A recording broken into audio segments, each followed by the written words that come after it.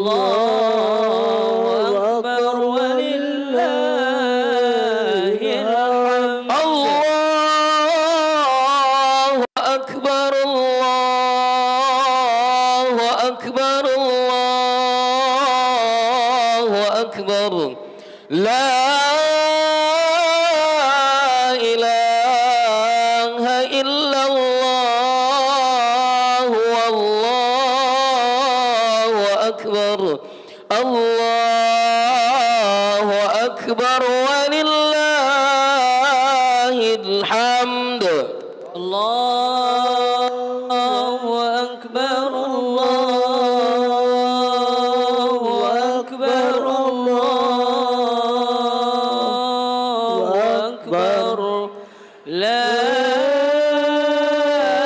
إله إلا الله والله أكبر الله أكبر ولله الحمد. الله أكبر الله أكبر الله أكبر لا إله إلا الله والله أكبر الله أكبر ولله الحمد. الله أكبر الله أكبر الله أكبر لا إله إلا الله والله أكبر الله أكبر ولله الحمد. الله أكبر الله أكبر الله أكبر لا إله إلا الله والله أكبر الله أكبر ولله الحمد. الله أكبر الله أكبر الله أكبر لا إله إلا الله والله أكبر الله أكبر ولله الحمد. الله أكبر كبيرا والحمد لله كثيرا وسبحان الله بكرة وأصيلا لا إله إلا الله ولا نعبد إلا إياه مخلصين له الدين ولو كره الكافرون لا إله إلا الله وحده صدق وعده ونصر عبده وأعز جنده وحزم الأحزاب وحده لا إله إلا الله والله أكبر الله أكبر ولله الحمد. الله أكبر الله أكبر الله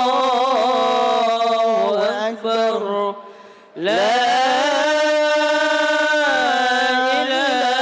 إله إلا الله والله أكبر الله أكبر ولله الله أكبر الله أكبر الله أكبر لا إله إلا الله والله أكبر الله أكبر ولله الحمد الله أكبر الله أكبر الله أكبر لا إله إلا الله والله أكبر الله أكبر ولله الحمد الله أكبر الله أكبر الله أكبر لا إله إلا الله والله أكبر الله أكبر ولله الحمد الله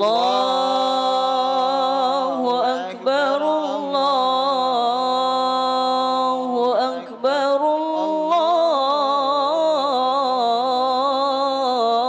الله أكبر لا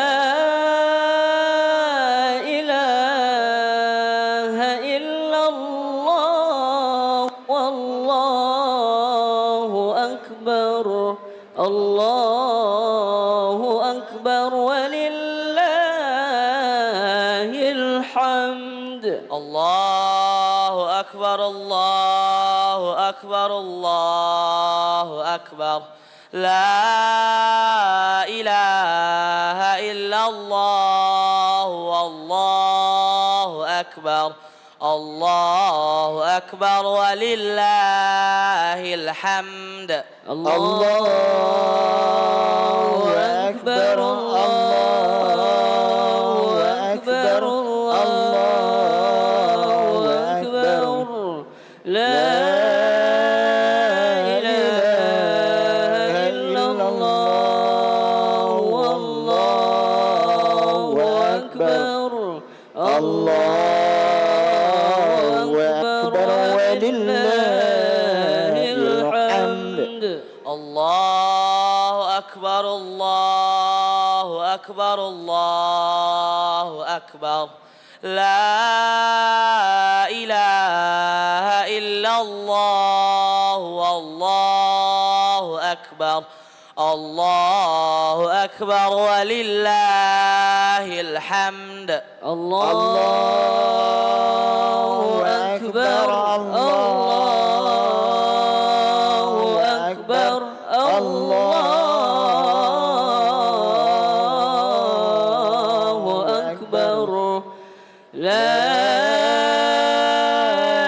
إله إلا الله والله أكبر الله أكبر ولله الحمد الله أكبر الله أكبر الله أكبر لا إله إلا الله والله أكبر الله أكبر ولله الحمد الله أكبر الله أكبر الله أكبر لا إله إلا الله والله أكبر الله أكبر ولله الحمد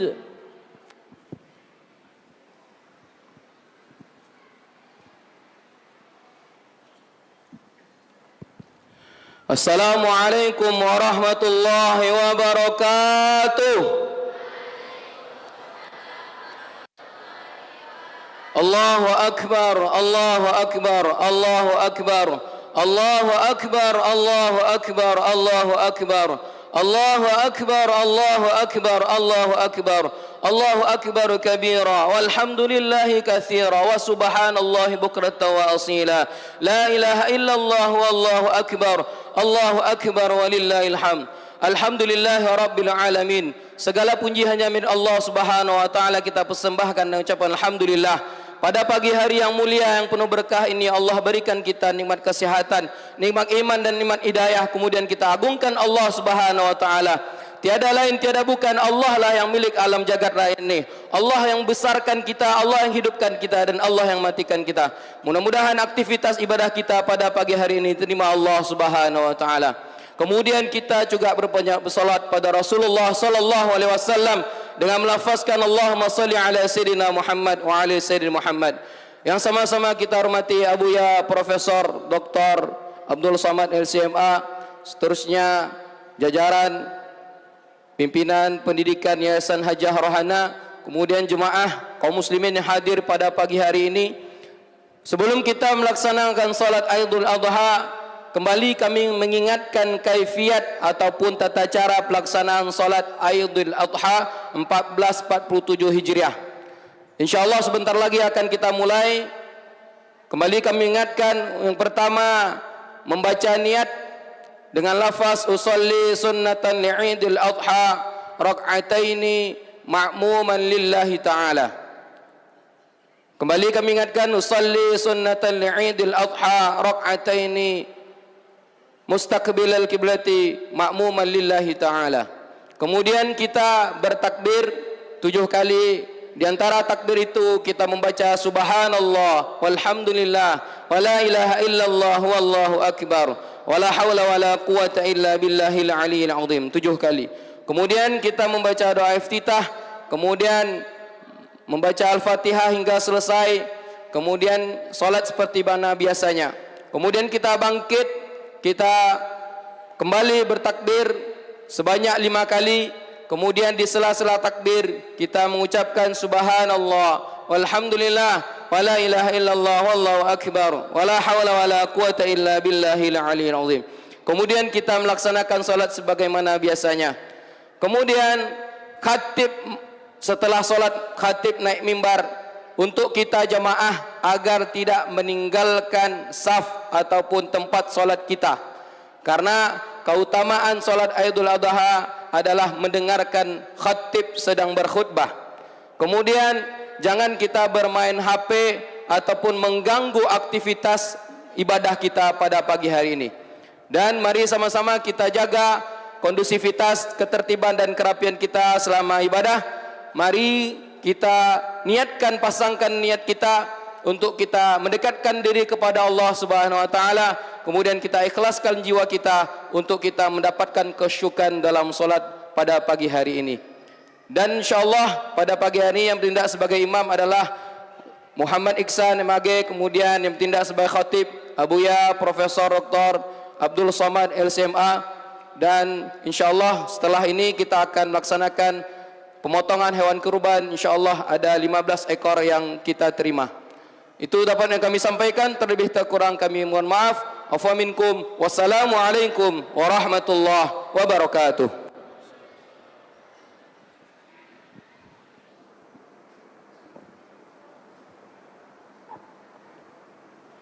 As-salatu jami'ah, as-salatu jami'ah, as-salatu jami'ati li'idil adha rak'ataini jami'ata rahimakumullah.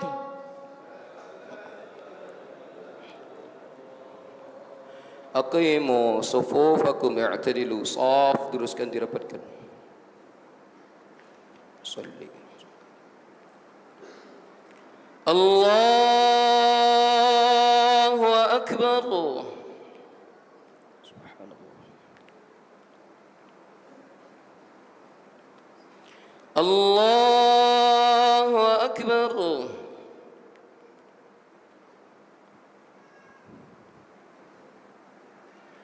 Allahu akbar.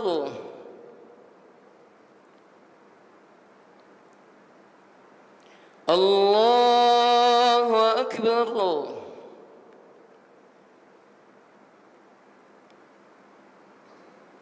الله أكبر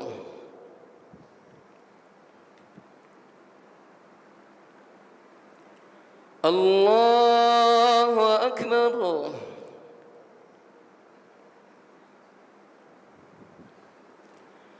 الله أكبر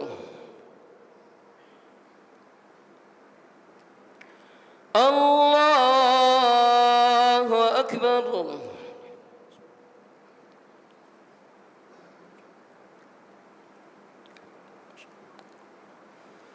بسم الله الرحمن الرحيم الحمد لله رب العالمين الرحمن الرحيم مالك يوم الدين إياك نعبد وإياك نستعين اهدنا الصراط المستقيم صراط الذين أنعمت عليهم غير المغضوب عليهم ولا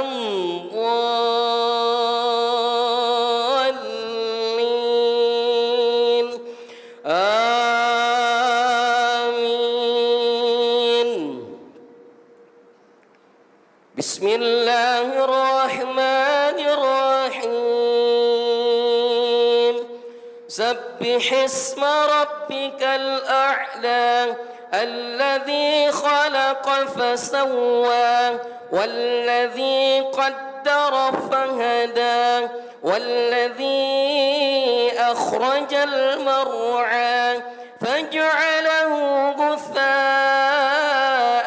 أحوى سنقرئك فلا تنسى إلا ما شاء الله إنه يعلم الجهر وما يخفى ونيسرك لليسرى فذكر إن نفعت الذكرى سيذكر من يخشى ويتجنبها الأشقى الذي يصلى النار الكبرى ثم لا يموت فيها ولا يحيا قد أفلح من تزكى وذكر اسم ربه فصلى بل تؤثرون الحياة الدنيا والآخرة خير وأبقى إن هذا لفي الصحف الأولى صحف إبراهيم وموسى الله أكبر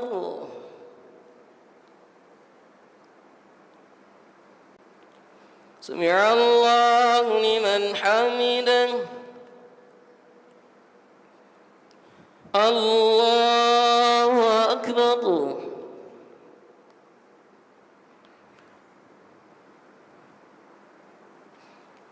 الله أكبر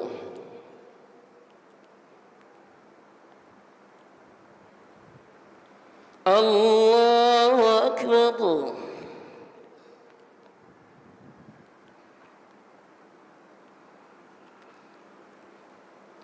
الله أكبر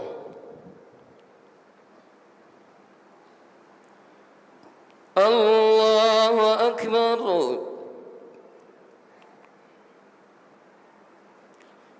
الله أكبر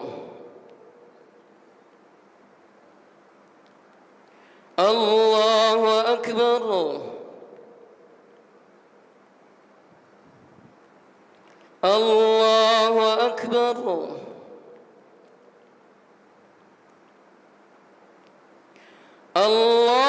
الله أكبر بسم الله الرحمن الرحيم الحمد لله رب العالمين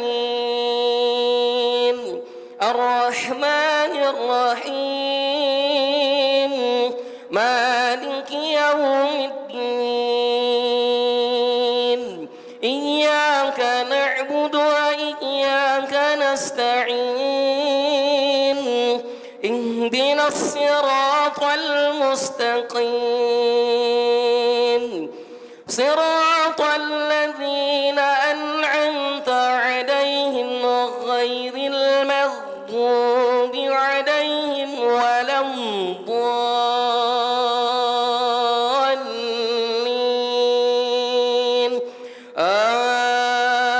آمين.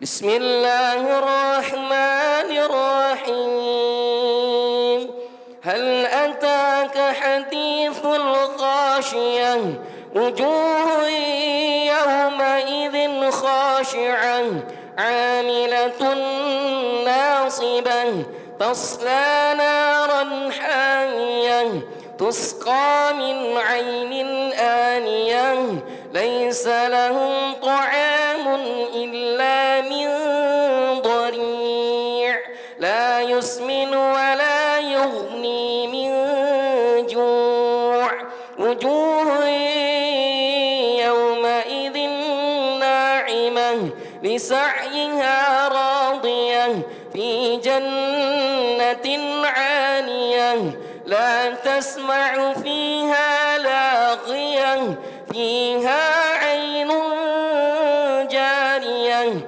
فيها سرر مرفوعة وأكواب موضوعة ونمارق مصفوفة وزرابي مبثوثة أفلا ينظرون إلى الإبل كيف خلقت وإلى السماء كيف رفعت وإلى الجبال كيف نصبت وإلى الأرض كيف سطحت فذكر إنما أنت مذكر لست عليهم بمسيطر إلا من تولى وكفر فيعذبه الله العذاب الأكبر إن إلينا إيابهم ثم إن علينا حسابهم الله أكبر.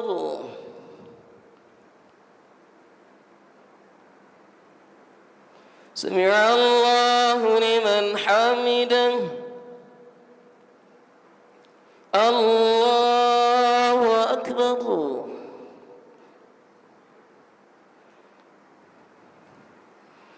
الله أكبر. الله أكبر.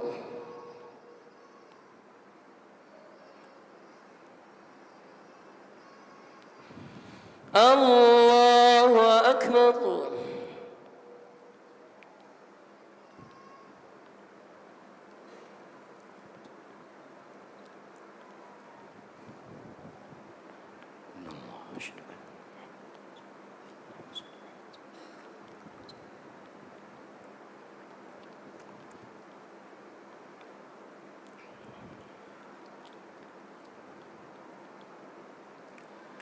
السلام عليكم ورحمة الله. السلام عليكم ورحمة الله.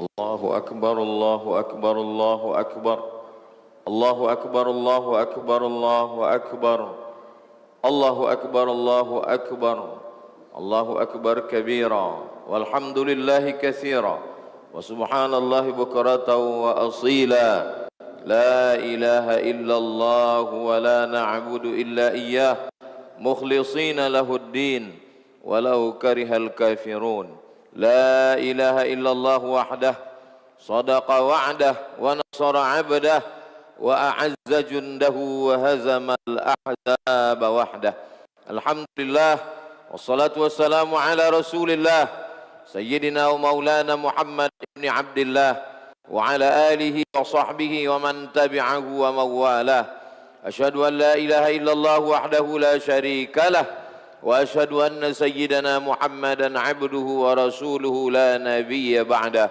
اللهم صل على سيدنا محمد النبي الأمي وعلى آله وصحبه وبارك وسلم قال الله تعالى في القرآن العظيم وهو أصدق القائلين أعوذ بالله من الشيطان الرجيم يا أيها الذين آمنوا اتقوا الله حق تقاته ولا تموتن إلا وأنتم مسلمون وقال تعالى في آية أخرى يا أيها الذين آمنوا اتقوا الله وقولوا قولا سديدا يصلح لكم أعمالكم ويغفر لكم ذنوبكم ومن يطع الله ورسوله فقد فاز فوزا عظيما عباد الله أوصيكم ونفسي بتقوى الله وطاعته فقد فاز المتقون حاضرين حضرت جماعة عيد الأضحى yang dimuliakan Allah Subhanahu wa taala. Allah Subhanahu wa taala tidak meminta anak kita seperti yang diminta Allah kepada Nabi Ibrahim alaihissalam. Allah hanya meminta 1 ekor kambing. Yang diminta Allah hanya 1 ekor sapi. Itu pun 7 orang bersama-sama. Lan tanalul birra, kamu tidak akan mendapatkan kebaikan hatta tunfiqu mimma tuhibbun, sampai kamu memberikan apa yang paling kamu cintai. Yang paling disayangi Ibrahim adalah anaknya Ismail yang dia tunggu selama 86 tahun menurut Imam Abul Fida Ismail Ibnu Katsir dalam tafsir Al-Qur'anil Azim. Dia berdoa pagi, petang, siang dan malam, Rabbi habli minas salihin, berikan aku anak yang saleh. Rabbi habli minas salihin, berikan aku anak yang soleh. 86 tahun setelah diberikan, ternyata itulah yang diminta oleh Allah Subhanahu wa taala. Dalam hidup terkadang apa yang kita sayangi, apa yang kita cintai diambil oleh Allah Subhanahu wa taala. Maka kita dengan kekuatan batin membacakan ayat di waktu pagi, lillahi ma fis samawati wa ma fil ard, apa yang ada di bumi, apa yang ada di langit, lillah, milik Allah, bukan milik kita. Semakin dalam merasa memiliki, semakin dalam kekecewaan saat dia diambil oleh Allah Subhanahu wa taala. Puncak daripada penderitaan adalah rasa memiliki. Maka kita diajarkan dalam Islam, semua ini bukan milik kita. Jabatan, harta, anak, istri, suami, semua milik Allah. Dipinjamkan Allah kepada kita sejenak, setelah itu dia ambil kembali. Makanya orang yang menyembelih kurban itu berkata, Allahumma minka walaka, ini hewan kurban ini minka, dari engkau, walaka, dan aku sembahkan, aku berikan lagi kepada engkau. Aku tidak menyembah kepada yang lain. Iyyaka na'budu wa iyyaka nasta'in, hanya kepada engkau saja ya Allah. Belajar dari peristiwa Nabi Ibrahim alaihissalam, Allah tidak meminta kambing Nabi Ibrahim, Allah tidak meminta unta Nabi Ibrahim. Yang diminta Allah adalah anak yang paling dia cintai. Kita tidak disuruh menyembelih anak, kita hanya memberikan anak demi Allah, lillah, kepada Allah, di jalan Allah. Silakan anak-anak kita menjadi insinyur, tapi dia akan menggambar masjid, dia akan menggambar bangunan, hasilnya dia membayar zakat, infak dan sedekah. Lillah, anak itu kita berikan kepada Allah. Silakan anak kita menjadi pejabat, kepala daerah, polisi dan tentara, tapi dengan jabatan itu dia menolong agama Allah. Lillah, bukan untuk dunia, tapi untuk Allah Subhanahu wa taala. Pelajaran yang kedua, Ibrahim berkata, "Ya bunayya, wahai anakku, inni ara fil manam, aku melihat dalam mimpiku, anni azba'uka, aku menyembelih lehermu. Fanzur madza tara, apa pendapatmu wahai anakku?"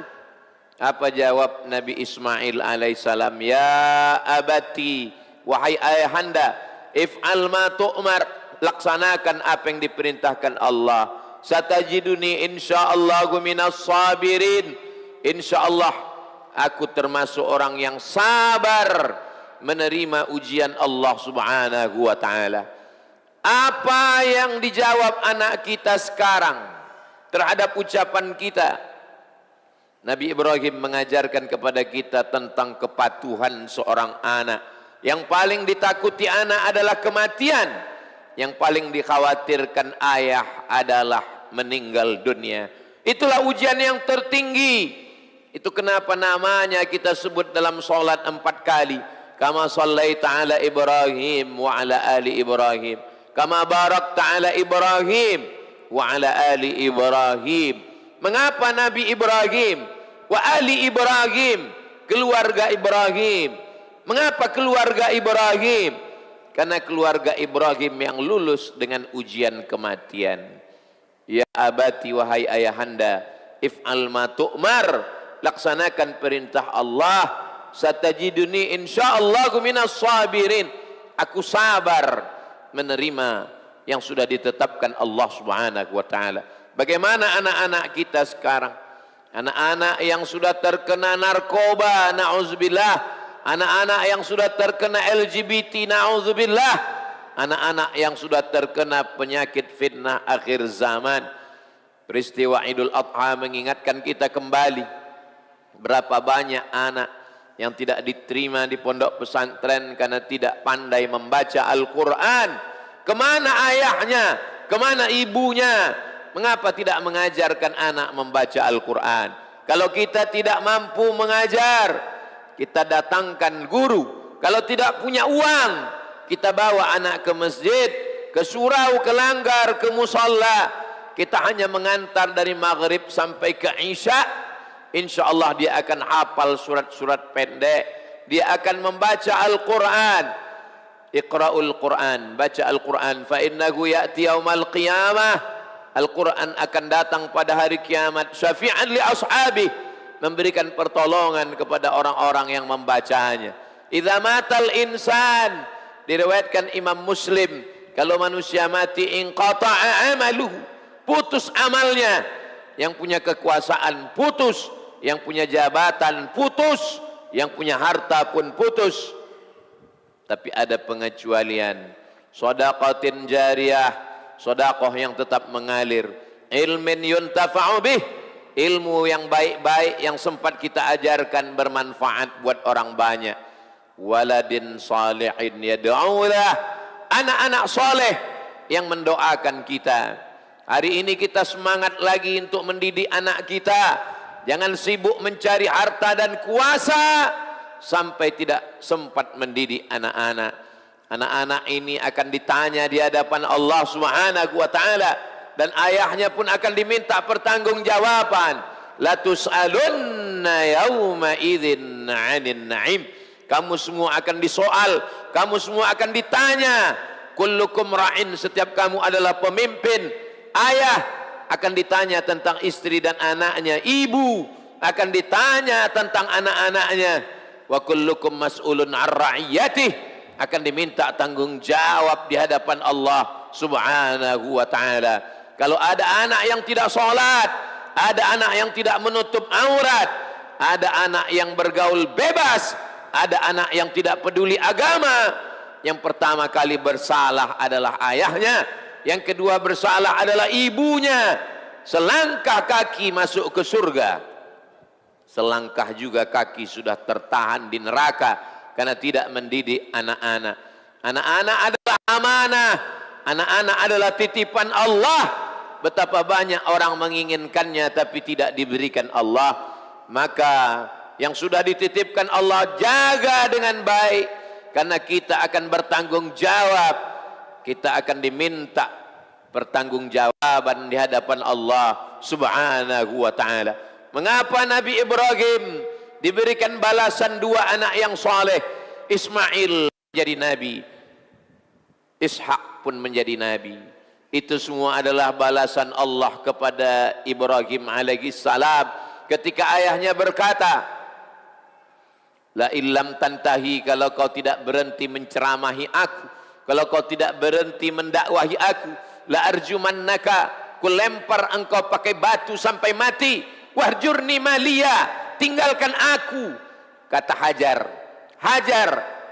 Azar tidak hanya penyembah berhala, Azar adalah pencipta patung. Lalu kemudian apa kata Nabi Ibrahim? Sa'astaghfirulaka rabbi, aku akan memintakan ampun kepada Allah atas dosa-dosamu. Innahu kana bi afiyya, karena Allah mengabulkan doaku dan aku dekat kepada Allah Subhanahu wa ta'ala.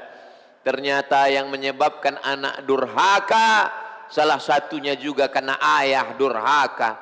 Maka oleh sebab itu datang seorang bertanya kepada Umar ibn al-Khattab, wahai Amiral Mukminin Umar ibn al-Khattab, hukum anak saya karena dia sudah durhaka. Umar yang bijaksana bertanya kepada si anak, ada yang ingin engkau sampaikan? Anak bertanya kepada Umar, apakah kami sebagai anak punya hak terhadap ayah kami? Umar bin Khattab menjawab, ya, anak punya hak. Anak berhak punya ibu yang baik, anak berhak punya nama yang baik, anak berhak diberi makan yang baik. Si anak menjawab, ibu saya perempuan yang kurang baik, nama saya pun diberikan nama yang tidak baik, dan makanan saya pun makanan yang tidak baik. Apa kata Umar bin Khattab? Laqad aqaqtahu qabla an ya'uqa 'alaik. Engkau lebih dulu durhaka kepada anakmu sebelum anakmu durhaka kepadamu. Kalau selama ini kita hanya tahu anak durhaka, sesungguhnya ada ayah durhaka yang tidak peduli kepada anak-anaknya, yang tidak memberikan nafkah, yang tidak memberikan pendidikan, yang tidak memberikan perhatian yang baik. Pelajaran ketiga yang bisa kita ambil dari Idul Adha, seorang perempuan bernama Hajar ditinggalkan oleh Ibrahim alaihi salam fi wadin ghairi dzi zar'in, di sebuah lembah yang tidak ada tanaman, kering kerontang, hanya pasir saja.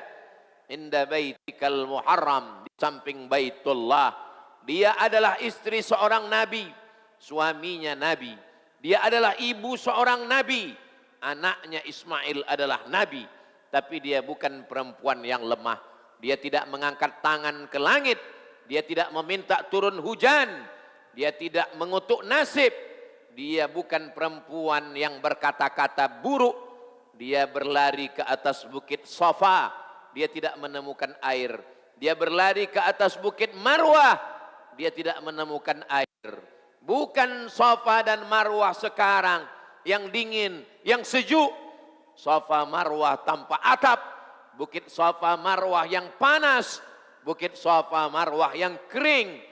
Ternyata kaki yang berjalan tidak memancarkan mata air. Dia perempuan yang tidak putus asa.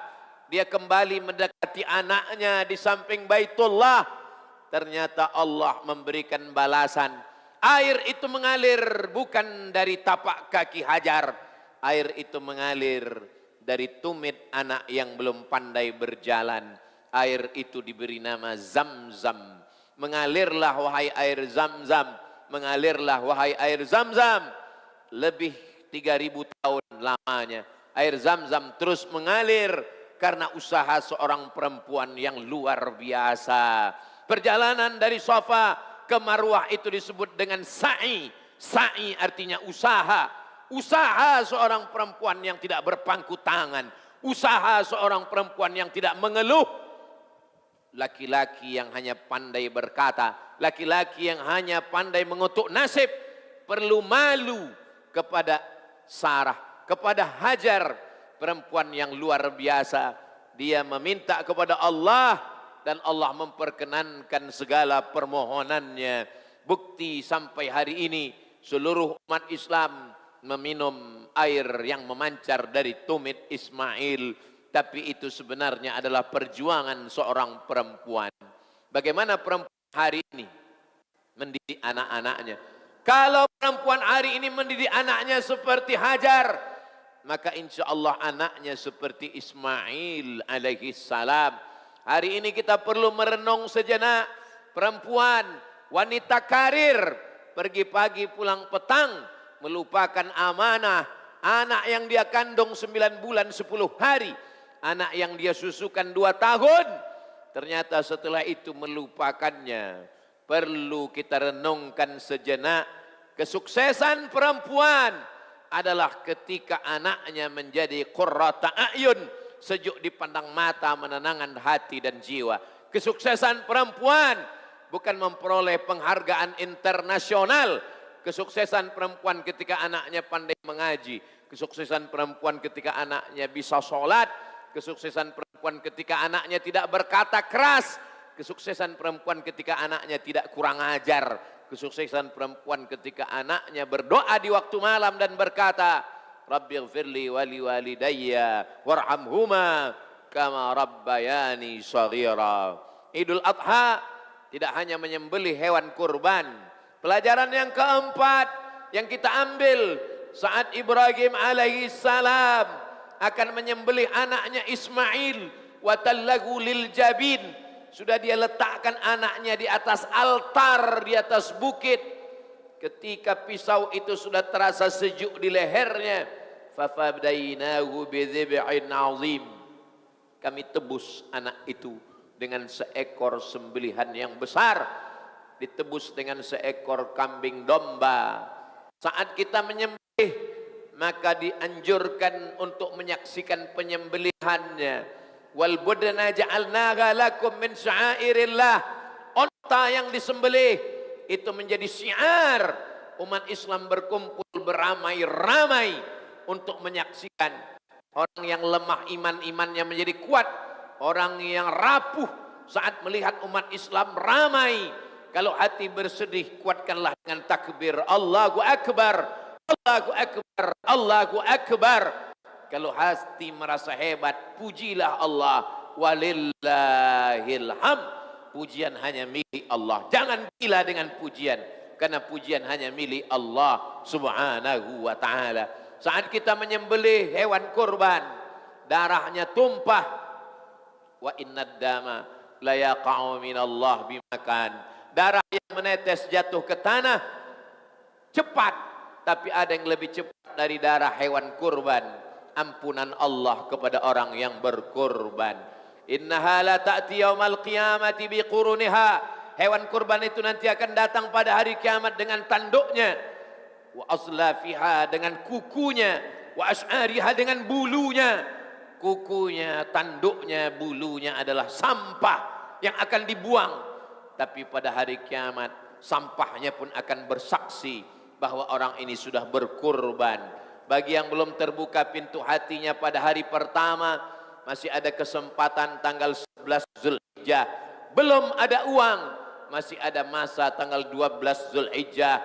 Belum mampu, masih ada waktu tanggal 13 Zulhijjah. Setelah asar, masih bisa menyembelih sampai tenggelam matahari tanggal 13 Zulhijjah.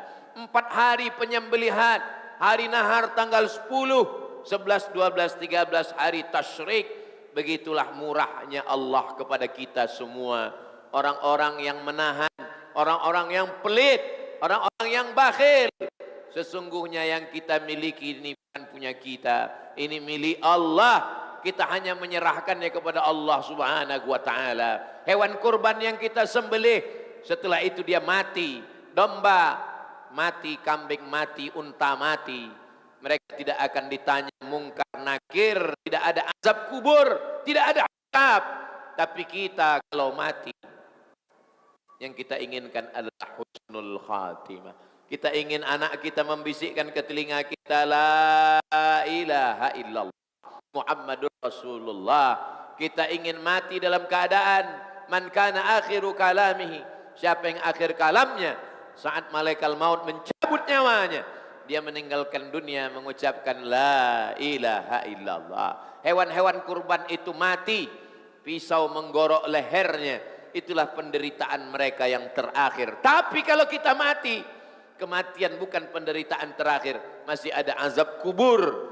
Kita minta kepada Allah satu hari 5 kali di akhir tasyahud, Allahumma inni a'udzubika min adzabi jahannam wa min adzabil qabri wa min fitnatil mahya wal mamat wa min syarri fitnatil masihid dajjal. Masih ada padang mahsyar. Kita akan berada di padang mahsyar menunggu pengadilan Allah. Kita masih akan ada titian siratal mustaqim. Kita masih ada neraka jahannam. Allahumma ajirna minan nar, Allahumma ajirna minan nar, Allahumma ajirna minan nar. Doa yang kita panjatkan setiap penutup doa, Rabbana atina fid dunya hasanah wa fil akhirati hasanah wa qina adzaban nar. Pelajaran yang terakhir, yang kelima dari Idul Adha. Bagi kita makan daging itu biasa, tapi ada saudara-saudara kita makan daging itu luar biasa. Orang beriman tidak hanya memikirkan tenggorokannya, orang beriman tidak hanya memikirkan sholatnya. Orang yang sholatnya banyak, puasanya banyak, zikir tidak berhenti, hatam Al-Quran ke Baitullah, tapi tetangganya tidak makan. La yabitu syab'anan wajaruhu ila jambihi ja'i'un laisa bil mu'min. Dia bukan orang yang beriman. Siapa itu? Yabitu syab'anan, tidur dalam keadaan perut kenyang. Wajaruhu ila jambihi ja'i'un, tetangganya kelaparan, tetangganya tidak makan, dia tidak mau tahu. Sudahkah kita mendengar tangisan mereka di waktu malam? Kita semua akan dituntut di hadapan Allah. La yu'minu ahadukum, kamu belum diakui sebagai orang beriman. Kamilul iman, iman yang sempurna. Hatta yuhibba li akhih, sampai kau sayang kepada saudaramu ma yuhibbu li nafsih, sama seperti sayang pada diri sendiri. Allahu Akbar, Allahu Akbar, Allahu Akbar. Sambung silaturahim dengan jiran dan tetangga. Sambung silaturahim dengan keluarga. Momen Idul Adha yang ibunya sudah tidak ada, ayahnya sudah tidak ada, datanglah ke kuburnya, ucapkan salam. Assalamualaikum ya ahlad diyar minal mu'minin wa insyaallahu bikum lahiqun. Wa inna insyaallahu bikum lahiqun. Yarhamullahul mustaqdimina wal mustaakhirin. Nas'alullah lana wa lakumul afiyah. Bacakan surah Yasin, bacakan Al-Fatihah, bacakan Qul huwallah 3 kali, bacakan Al-Falaq, bacakan An-Nas, bacakan pangkal Al-Baqarah, bacakan ujung Al-Baqarah, bacakan afdhalul dzikri fa'lam annahu la ilaha illallah, bacakan doa sependek-pendeknya, bacakanlah Al-Fatihah sebagai tanda kita teringat membalas budi baik mereka. Kalau dia masih hidup, datanglah ke rumahnya, berikanlah kain, berikanlah makan, ciumlah tangannya, peluklah tubuhnya, mintakanlah doa-doa kepada Allah. Bagi yang masih ada ayahnya, masih ada ibunya, beruntunglah karena masih bisa memintakan doa dari orang yang paling kabul doanya, orang yang paling lembut hatinya. Ciumlah tangannya, bersimpuhlah, peluklah badannya, karena sampai masanya penyesalan tak lagi berguna. Barakallahu li wa lakum fil Qur'anil azim wa nafa'ani wa iyyakum bima fihi minal ayati wa dzikril hakim wa taqabbala minni wa minkum tilawatahu innahu huwal ghafurur rahim. Allahumma salli wa sallim wa zid wa an'in wa tafaddal wa barik لجمامك وكمالك أشرف عبادك سيدنا محمد وعلى آله وصحبه أجمعين. الحمد لله الذي بنعمته تتم الصالحات، والصلاة والسلام على سيد السادات وعلى آله وأصحابه أهل الفضائل والكرامات. أشهد أن لا إله إلا الله وحده لا شريك له، وأشهد أن سيدنا محمدا عبده ورسوله وصفيه من خلقه وخليله، أدى الأمانة وبلغ الرسالة ونصح للأمة وتركنا على المحجة البيضاء ليلها كنهارها لا يزيغ عنها إلا هالك. اللهم صل على سيدنا محمد النبي الأمي وعلى آله وصحبه وبارك وسلم. قال الله تعالى في القرآن العظيم وهو أصدق القائلين: أعوذ بالله من الشيطان الرجيم، بسم الله الرحمن الرحيم، والعصر إن الإنسان لفي خسر إلا الذين آمنوا وعملوا الصالحات وتواصوا بالحق وتواصوا بالصبر. وقال تعالى في آية أخرى: إن الله وملائكته يصلون على النبي يا أيها الذين آمنوا صلوا عليه وسلموا تسليما. اللهم اغفر للمسلمين والمسلمات والمؤمنين والمؤمنات الأحياء منهم والأموات برحمتك يا أرحم الراحمين. ربنا اغفر لنا ذنوبنا ولآبائنا ولأمهاتنا ولأزواجنا ولذرياتنا ولمن أحسن إلينا ولجميع المسلمين والمسلمات والمؤمنين والمؤمنات من مشارق الأرض إلى مغاربها. اللهم انصر إخواننا المجاهدين في فلسطين. اللهم اجعلنا من الذين يستمعون القول فيتبعون أحسنه. اللهم انصر من نصر الدين واخذل الكفرة والمشركين ودمر أعداءك أعداء الدين. اللهم شتت شملهم وفرق جمعهم واجعل كيدهم في نحورهم يا رب العالمين. اللهم اجز الواقفين، اللهم اجز المتصدقين، اللهم اجز الذين ينفقون أموالهم في سبيلك يا رب العالمين. ربنا هب لنا من الصالحين، ربنا هب لنا من لدنك ذرية طيبة، ربنا هب لنا من أزواجنا وذرياتنا قرة أعين واجعلنا للمتقين إماما. اللهم اجعل هذا البلد بلدا آمنا. اللهم دفع عنا الغلاء والوباء والفحشاء والربا والزنا والمنكر والسيوف المختلفة والشدائد والمحن ما ظهر منها وما بطن من بلدنا هذا إندونيسيا خاصة ومن بلدان المسلمين عامة. عباد الله، أوصيكم ونفسي بتقوى الله وطاعته فقد فاز المتقون. إن الله يأمر بالعدل والإحسان وإيتاء ذي القربى وينهى عن الفحشاء والمنكر والبغي يعظكم لعلكم تذكرون. فاذكروا الله العظيم يذكركم واسألوه من فضله يعطكم ولذكر الله أكبر والله يعلم ما تصنعون. والسلام عليكم ورحمة الله وبركاته. اللهم صل على Muhammad ya Rabbi shall. Kami sampaikan Bapak Ibu, kita mulai dari sebelah kanan. Arah sebelah kanan dahulu bersalam-salaman agar tertib dan rapi. Mari Bapak Ibu dimulai dari sebelah kanan. Kita buat satu arah agar kemudian sama-sama tertib. Kita bersalam-salaman. Allahumma salli ala Muhammad ya Rabbi salli alaihi wasallim. Allahu Akbar, Allahu Akbar, Allahu Akbar. La ilaha illallah, wallahu akbar. Allahu akbar walillahil hamd. Allahu akbar, Allahu akbar, Allahu akbar. La ilaha illallah, wallahu akbar. Allahu akbar walillahil hamd. Allahu akbar, Allahu akbar, Allahu akbar. La ilaha illallah, wallahu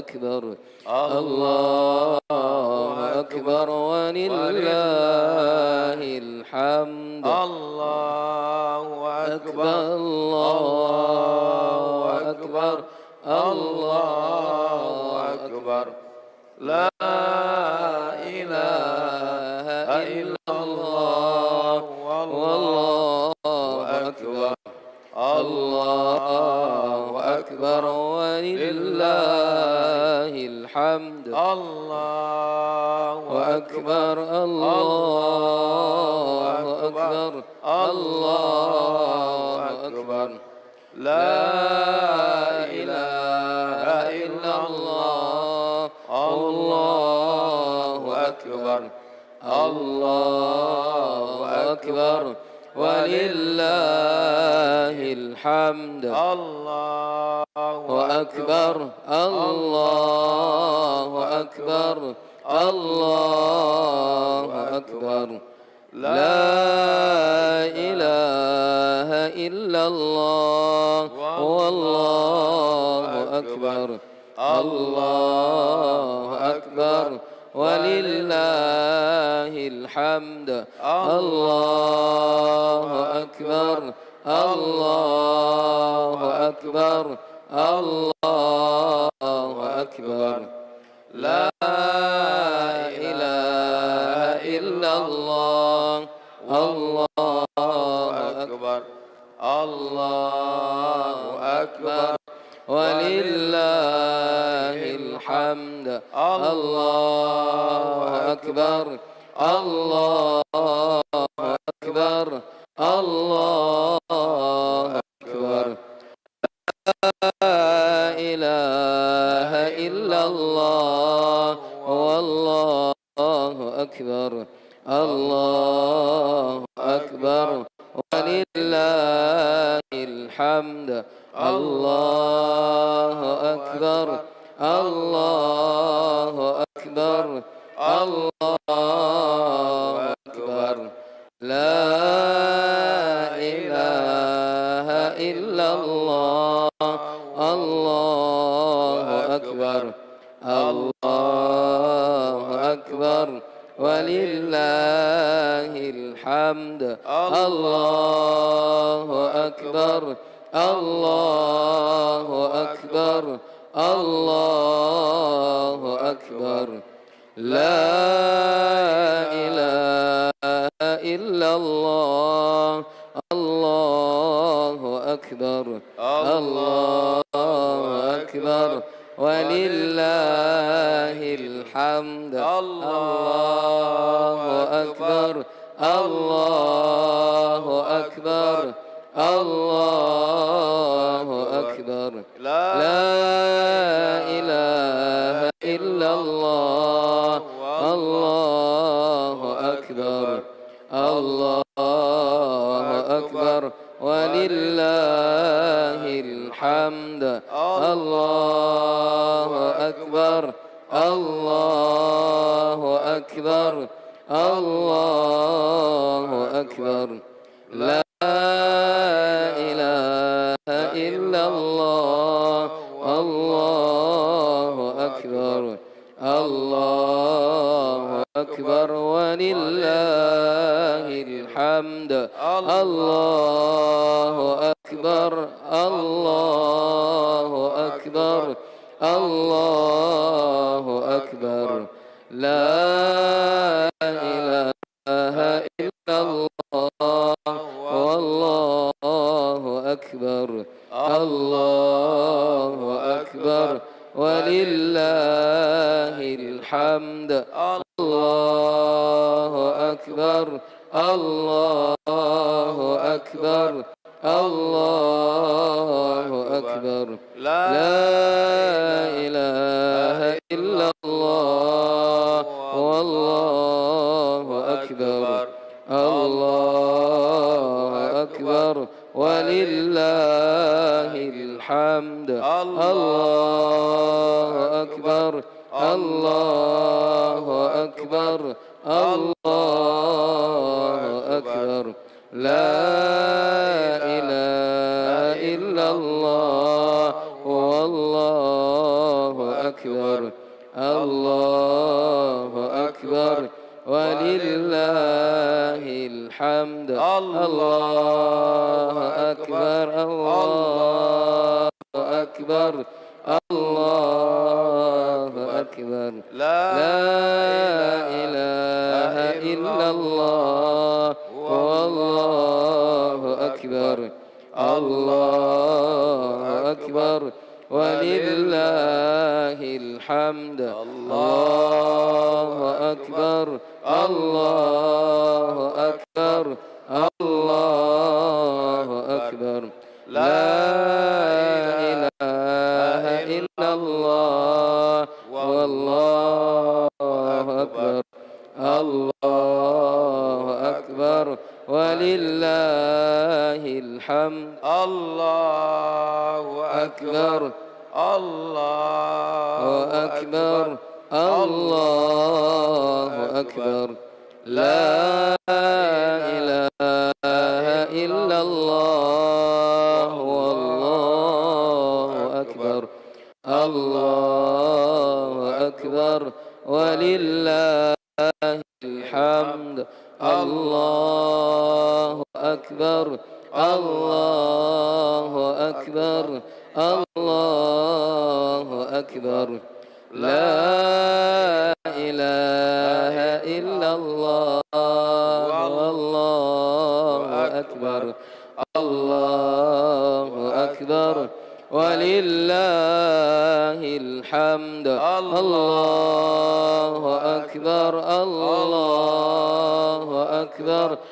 الله أكبر لا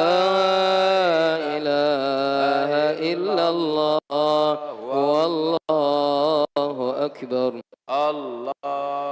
الله أكبر ولله الحمد الله أكبر الله أكبر الله أكبر لا إله إلا الله والله أكبر الله أكبر ولله الحمد الله أكبر الله أكبر الله أكبر لا إله إلا الله والله أكبر الله أكبر ولله الحمد الله أكبر الله أكبر الله أكبر لا إله إلا الله والله أكبر الله أكبر ولله الحمد الله أكبر الله أكبر الله أكبر لا إله إلا الله والله أكبر الله أكبر ولله الحمد الله أكبر الله أكبر الله أكبر لا إله إلا الله والله أكبر الله أكبر ولله الحمد الله أكبر الله أكبر الله أكبر لا إله إلا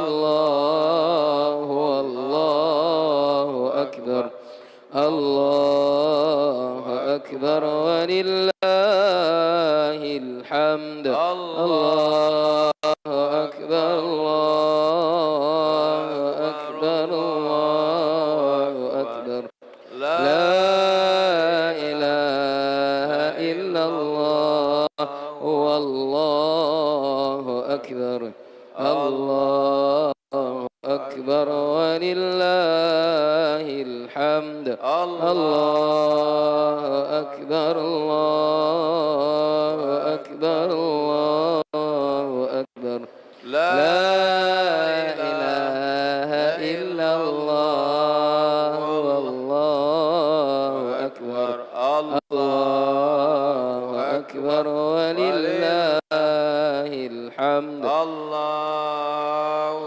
أكبر الله أكبر الله أكبر لا إله إلا الله والله أكبر الله أكبر ولله الحمد الله أكبر الله أكبر الله أكبر لا إله إلا الله والله أكبر الله أكبر ولله الحمد الله أكبر الله أكبر الله أكبر لا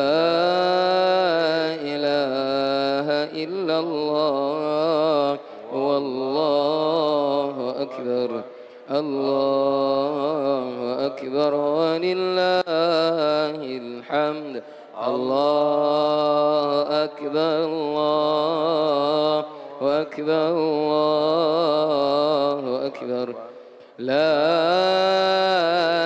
إله إلا الله والله أكبر الله أكبر ولله الحمد الله أكبر الله أكبر الله أكبر لا إله إلا الله والله أكبر الله أكبر ولله الحمد الله أكبر الله أكبر الله أكبر لا إله إلا الله والله أكبر الله أكبر ولله الحمد الله أكبر الله أكبر الله أكبر لا إله إلا الله والله أكبر الله أكبر ولله الحمد الله أكبر الله أكبر الله أكبر لا إله إلا الله والله أكبر الله أكبر ولله الحمد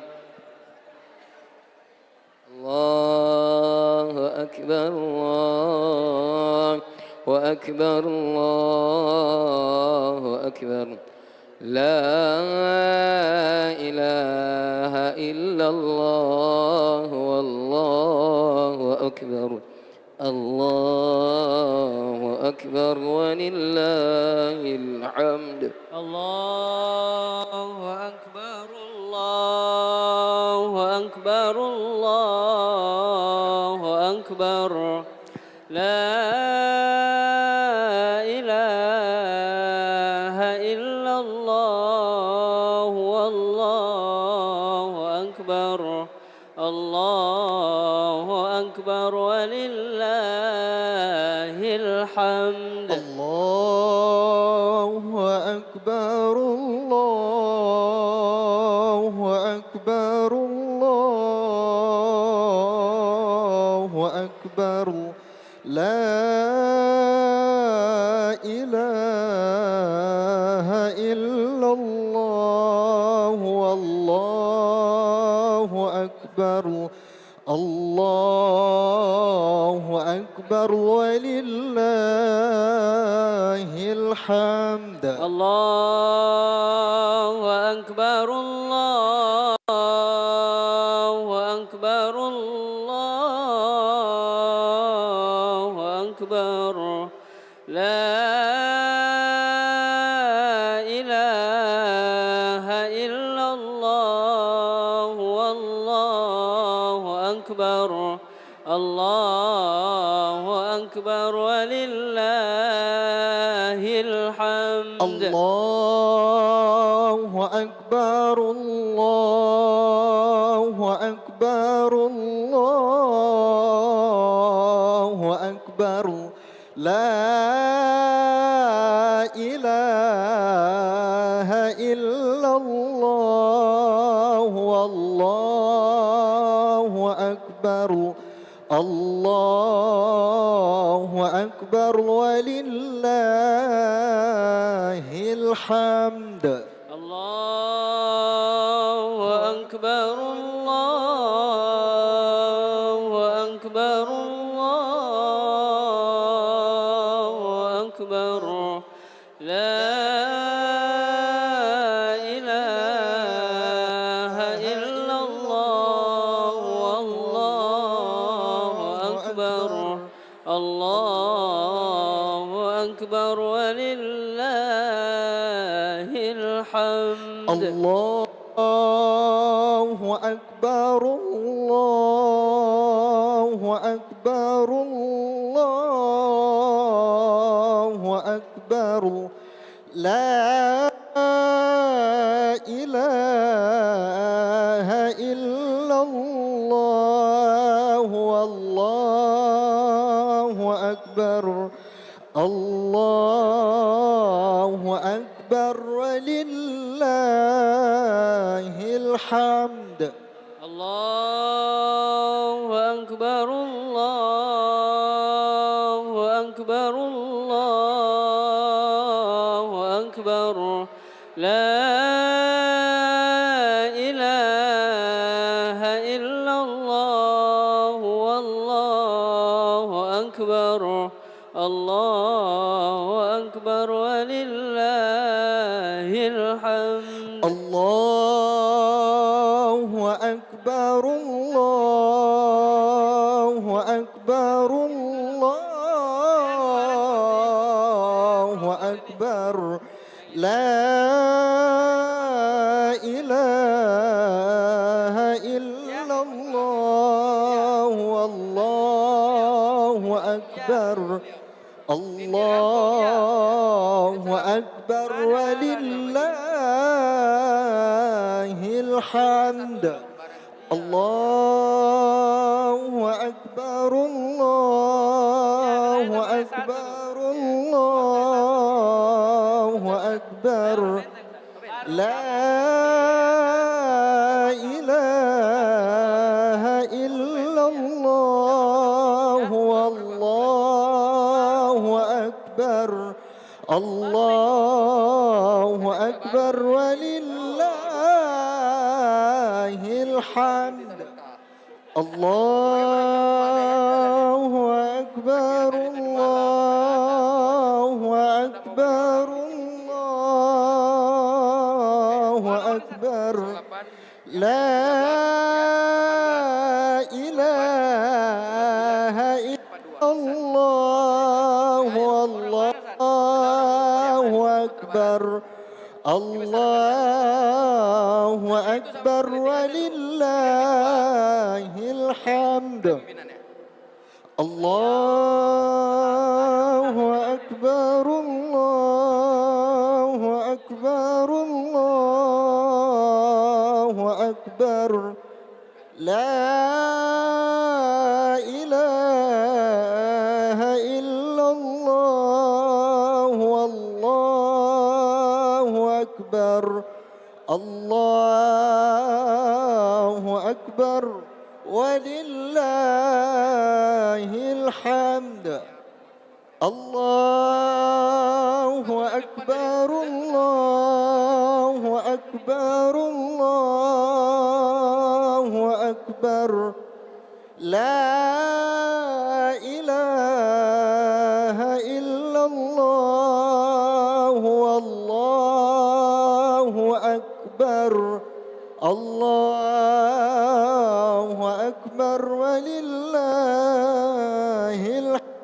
الحمد